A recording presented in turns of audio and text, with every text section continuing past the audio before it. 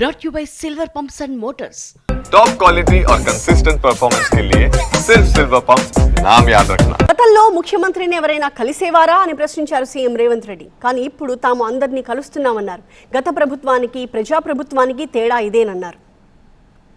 మన పిల్లల్ని ప్రోత్సహించాలి, వాళ్ళని అభినందించాలి, స్వయంగా వాళ్ళని కలవాలి.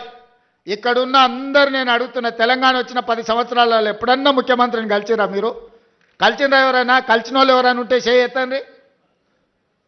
కానీ నేను మిమ్మల్ని రెగ్యులర్ కలుస్తూనే ఉన్నా కదా. ఇది తేడా. ప్రజాపాలనకు దొరల పాలనకు. ముఖ్యమంత్రి అంటే ఆకాశంలోకి వెళ్ళి ఊడిపడ్డ పదవి కాదు. అది ప్రజలు ఆశీర్వదించి, ముఖ్యంగా దళితులు, గిరిజనులు, ఆదివాసీలు ఆశీర్వదిస్తే ఈ కుర్చీ వస్తుంది. ఆ కుర్చీ వాళ్ళ కోసం కాకుండా మన కోసం వినియోగించుకోవడం కాదు. గత పాలకులు దళితుడిని సీఎంని చేస్తామని మోసం చేస్తే తాము అసెంబ్లీ స్పీకర్గా ఒక దళితుడికి అవకాశం కల్పించామని చెప్పారు రేవంత్.